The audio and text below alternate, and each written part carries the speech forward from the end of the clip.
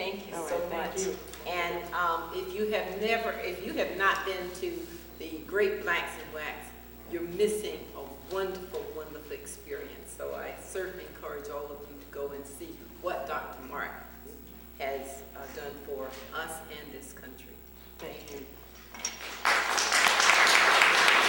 I was so taken by that speech, and I've been in civil rights for 25 years, and it's like I heard everything new for the first time. So thank you so much. When these chains hit the floor, my jaw dropped, and it was almost over for me. On behalf of the Coalition Opposed to Violence and Extremism, we have another certificate of appreciation presented to you on this day, and the National Great Blacks and Wax Museum. I have been there, and it's well worth the trip over and over and over again. As she said, young people are so taken aback and appreciative of the opportunity that, it's a real treat for everyone. So, thank you. My name is Reba Bullock, and I am with the Anti-Racism Commission for the Episcopal Diocese of Maryland. And I'm so glad that I was a part of this event today.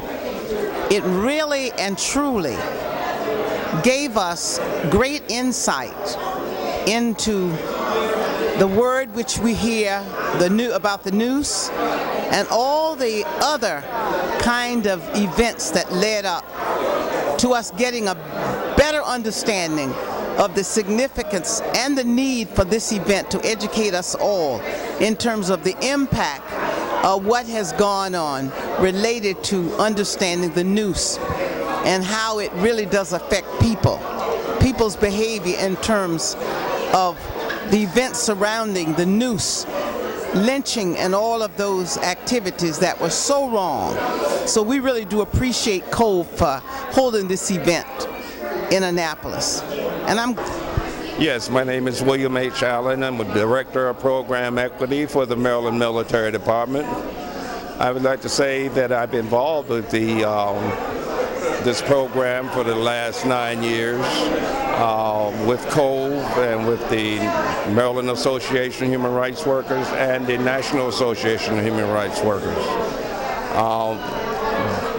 This is only a small part that we can do. I think we should definitely have it more often, on a yearly basis, get more people involved.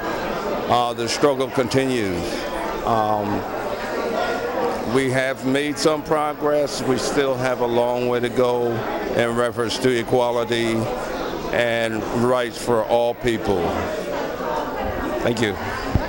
Okay, hi, I'm Pat Davis. I am chairman of the Howard County Human Rights Commission. Today is a very important day for all activities regarding human rights.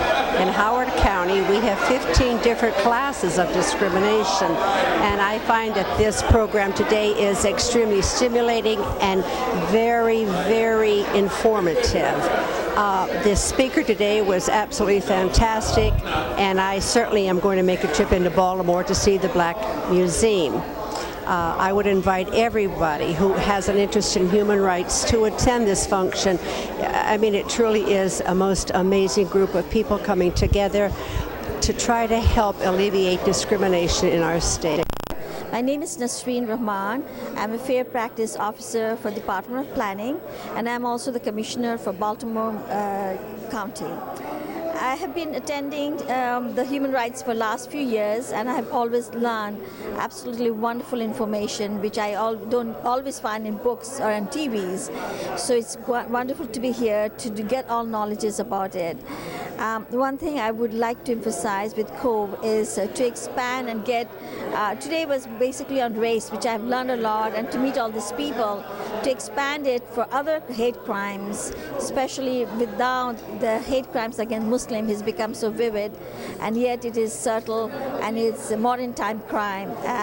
It's been happening against the Muslim women and men and so on, and I wish we would include those also in the future conferences. Thank you very much. Hi, I'm Tom Owen. I'm chairman of the Maryland Commission on Human Relations. and which is a member of Cove. I'm also a member of the Maryland Multicultural Coalition, and we're also members of Cove. So it's a great pleasure to be here, and it was a very exciting morning. I enjoyed the speakers, and I learned a lot from both of them. It was very encouraging to be here. It was also very helpful to hear from our own General Counsel at the Maryland Commission, Glendora Hughes, speaking on upcoming legislation. I'm so pleased that we are able to get some legislation in under this new administration, which we were not able to do before.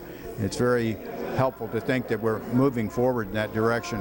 I think it's going to be something that's good for all of the people of Maryland. So this has been a very good day, and I'm very pleased to have been here. Thank you. And Delegate Proctor and I would like to present these resolutions to the Human Relations Commission on behalf of the Prince George's County delegation and Delegate Proctor and myself. And they basically say official citations, be it hereby known to all that sincerest congratulations are offered to the Human Relations Commission for the civil rights and importance in supporting diversity in the state of Maryland and protecting the rights of all people. To be presented this 5th day of February 2008. It's by Delegate Sue Cullen, Delegate Proctor, and Delegate Valerio. Go ahead, I can do the other one too. All right.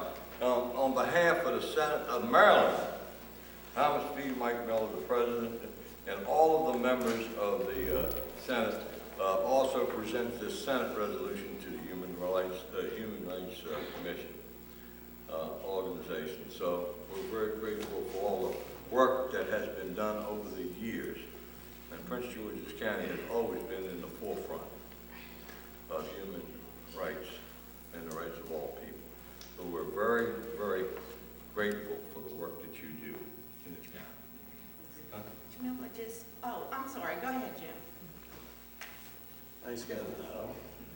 State of Maryland, Governor of the State of Maryland, Human Rights Organization, greetings. Be it known to all that on behalf of the citizens of the state, in recognition of a special tribute to honor your organization for its outstanding work and success in increasing awareness of the importance of supporting diversity in the state of Maryland and protecting the rights of all people, and as all Marylanders applaud your positive contributions to our state and nation, we are pleased to confer upon you this governor's citation as signed by Governor Martin O'Malley, the Governor of the state of Maryland.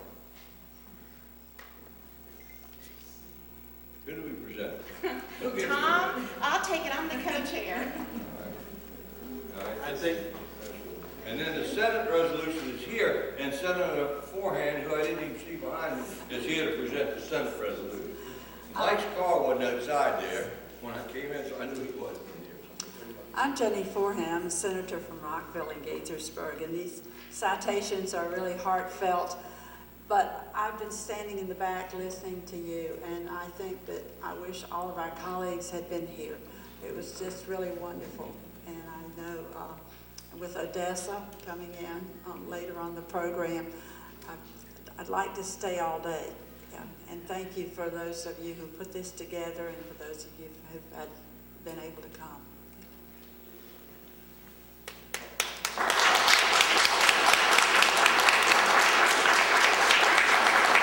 if I might make one comment, I think all of us would like to participate in this, but we've got hearings to get back to. In fact, mine started, well, it's 11 o'clock by that clock. Anyway, it started at 11 o'clock.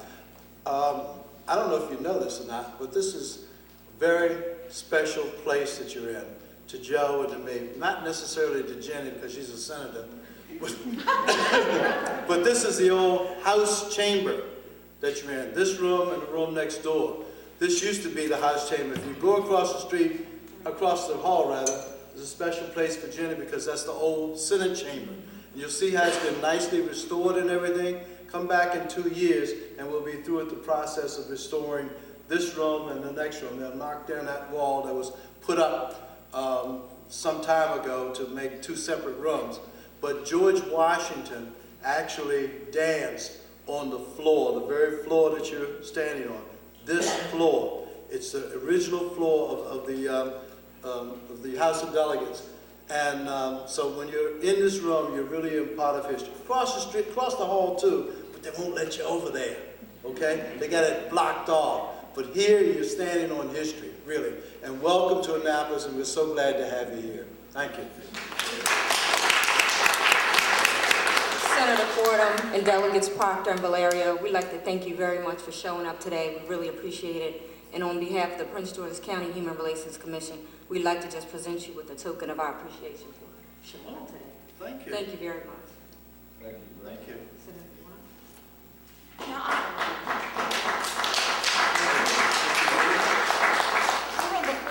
Duane.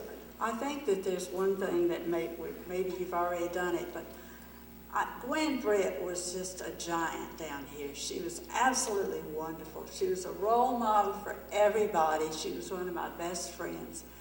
And I think we ought to take just a moment of silence to think about Gwen.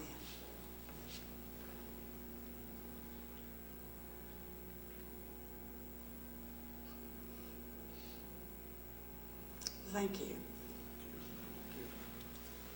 Okay, before you leave, I want you to know this is my brother-in-law, and that's why I'm stepping in to make a correction. This whole group is a coalition of human rights agencies, civil rights agencies, and people that are interested in dealing with the issue of hate and hate crimes in our state. It's Cove. That's a coalition opposed to violence and extremism. And on behalf of Cove, even though this says Human Rights Commission, it's for all of us in the coalition here today. So I wanted to thank you again, and we really appreciate you coming in the awards and the proclamations and the resolutions that you're presenting. What I was told is this doesn't happen. No one's allowed to get these within the confines of the walls of the State House, but this was a very special occasion, and they came here to make sure that we were recognized and our purpose was recognized as very important. Thank you.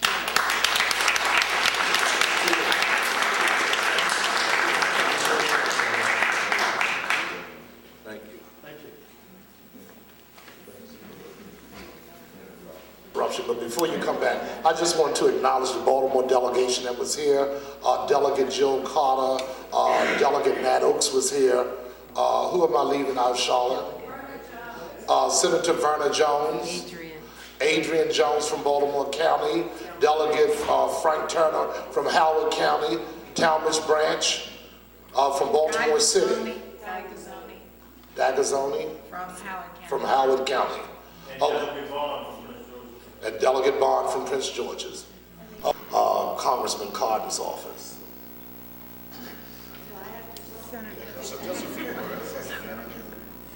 Well, I'm really happy to be here, and I appreciate the work that these organizations do. And I come from Carroll County, and we just have 3% minorities up there. We're trying to get more, but we're trying to get more minorities in our classroom, and I think that would really be very beneficial to our community. But I thank you again for everything that you do, and I congratulate all of those recipients today who have been given awards. Thank you very much. Thank you. Okay, Mr. Stevens.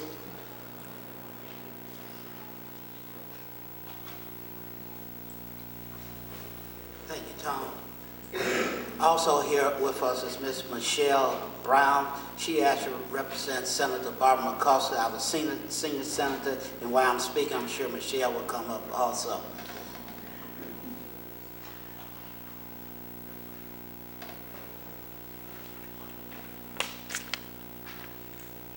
We take turns speaking. She's making me do the talk today. I'm really pleased to be here this morning to share with Cove, and pretty much I'm really excited about what Dr. Martin had to say. We realized our community, we have come a long ways, and yet we still have a long ways to go. As she ended and dropped these shackles on the floor, I looked at the 3 shackles, 2 are enclosed and 1 is open. That signifies to us that we still have a long ways to go, lest we forget where we have come, then we can go where we need to go as a community. On behalf of Senator Cardin, who actually sits on the Judiciary Committee, he sends his regrets for not being here today.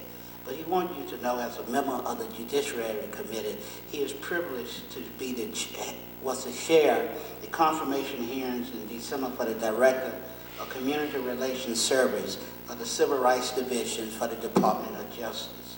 This service is responsible for being a peacemaker for the community conflicts and tension arising for differences of race.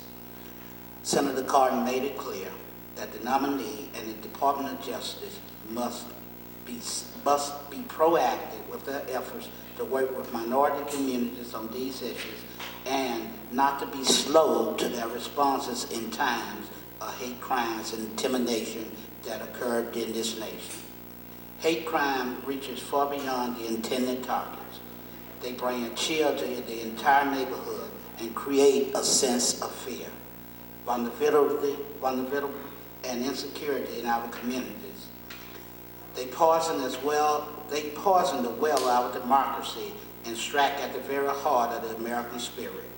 Hate crimes are un-American. They cannot be tolerated.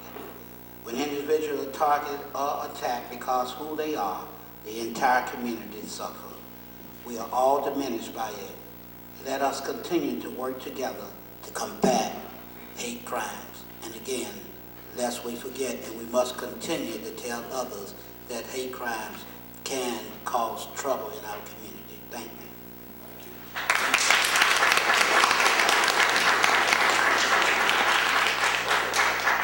Who was it? Glendora Hughes? Who else do we have?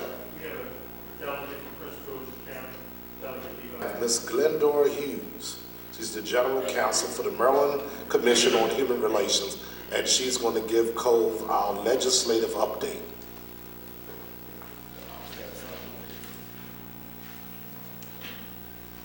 Good morning, everyone. We have presently a few bills that have been filed. Some have hearings coming up, some don't have hearings scheduled yet. And then there's some bills that have yet to be filed that I know are floating around out there. Starting off with first bill, House Bill 399 and Senate Bill 528 is an amendment to Article 49B. It's a somewhat of a cleanup bill to the relief bill of last year, but it also does a couple of things. One, it's supposed to put in a statute of limitations. Now, the version that you have today, the 399 you have today, is going to be amended because it was inadvertently, the amendment to the statute of limitations inadvertently left out. There wasn't any statute of limitations for persons to file a private right of action under state law. And this bill will add a 2-year statute of limitations so that if a person files a complaint with the state, they have several options. They can have their case heard administratively before administrative law judge. They can have their case heard in circuit court with a jury trial with the case represented by the commission if it's elected, or they may get their own attorney and file a private lawsuit in the circuit court. And is that where the statute of limitations will apply, that they have to file within 2 years?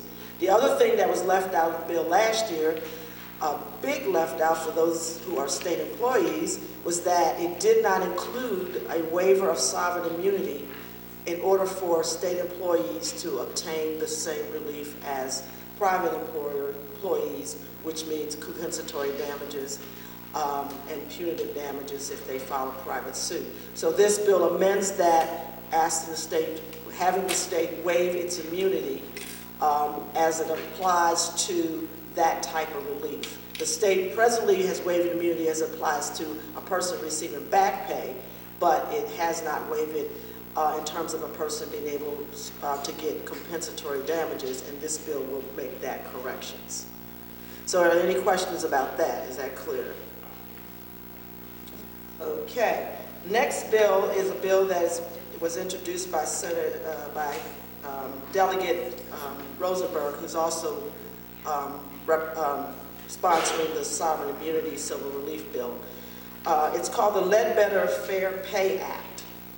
And it's titled that. It was a Supreme Court decision that was decided in 2007, Ledbetter versus Goodyear Tire and Rubber Company. And what Ledbetter said was that if a person has a disparity in pay based on discrimination act, that they must file their complaint within the statute of limitations, whatever, like for us it's 6 months. They have to file within 6 months of that claim, that occurrence, even if they don't know about it.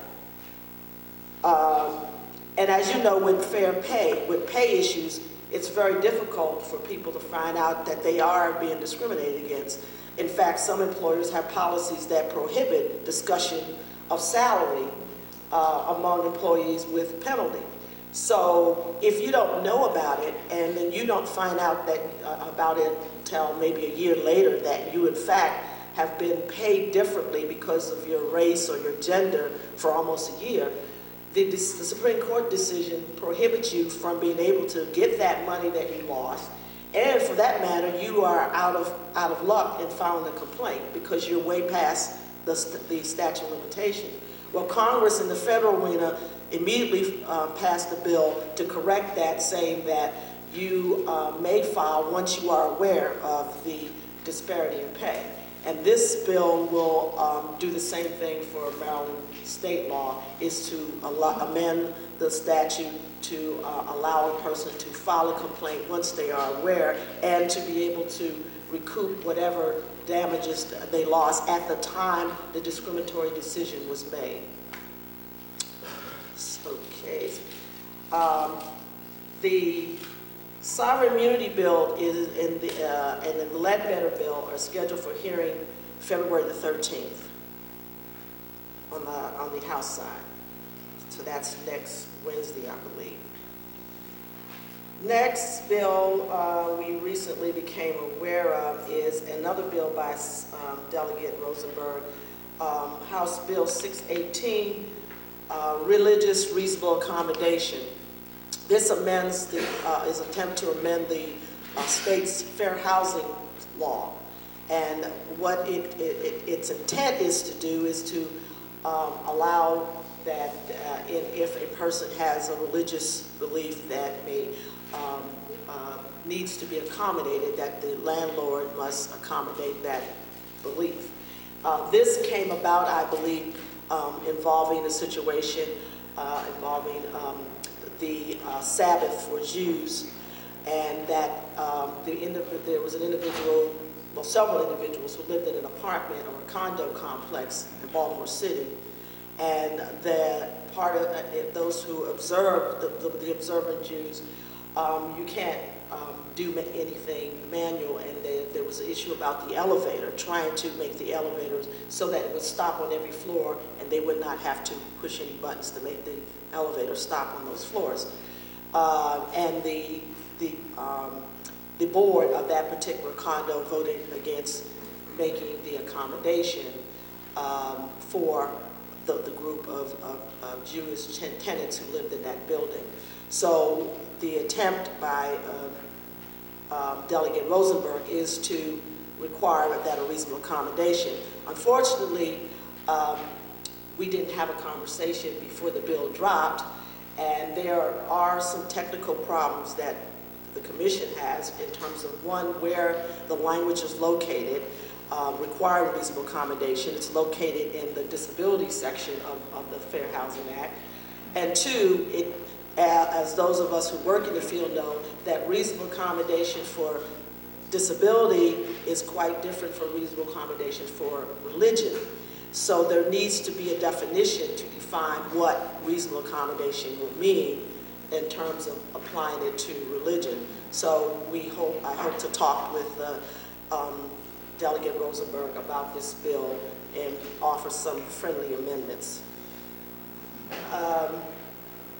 Then there is a Senate Bill 111, hate crimes, including homelessness, persons who are homeless and groups as being protected under the hate crimes law.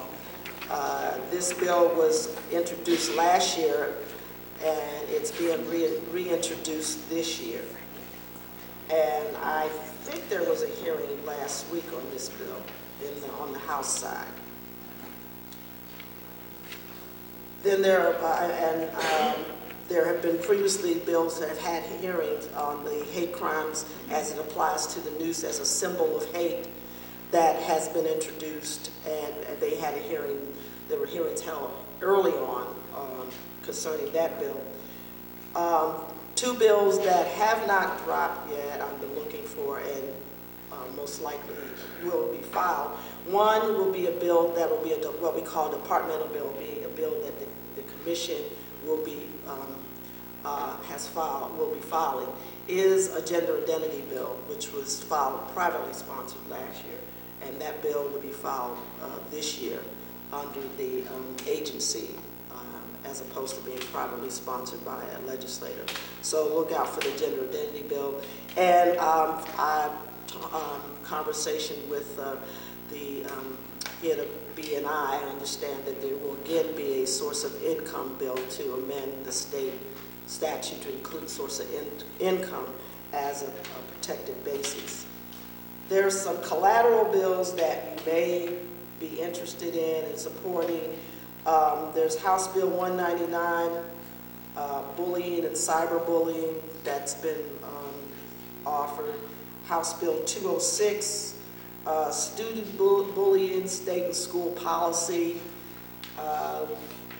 There is a House Bill 344, crimes, online harassment. And then we already talked about Senate Bill 111. So these are some of the related civil rights, human rights legislation that is pending and will be filed. Those of you, particularly one good thing about the sovereign immunity bill and the civil relief bill is that we do have the chamber on board, as Darrell Van Dusen, who has been representing their interests, said that after myself and Catherine Cahill crafted the bill, that we can all stand together and sing Kumbaya, and they won't be just standing up objecting to it. I don't know about the Ledbetter bill; they probably will oppose that, but at least we have them on board with beforehand with the changes concerning sovereign immunity. We may get the objection from the state and the civil relief action. It's very important that as the hearings pop up out of nowhere, so you have to constantly monitor. If you get an email and you hear about it, if you can't come, send in written testimony, email your representatives, your senator, your delegate, and particularly with the gender identity bill on the Senate side. That's where the bill got bottled up last session. The House wouldn't vote on it until they were sure the Senate was going to vote on it, and the votes we had the votes on the House side. But as always, our favorite committee in the Senate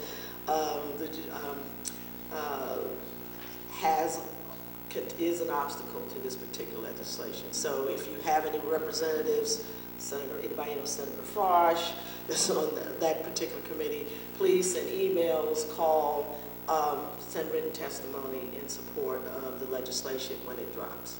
Any questions? Thank you.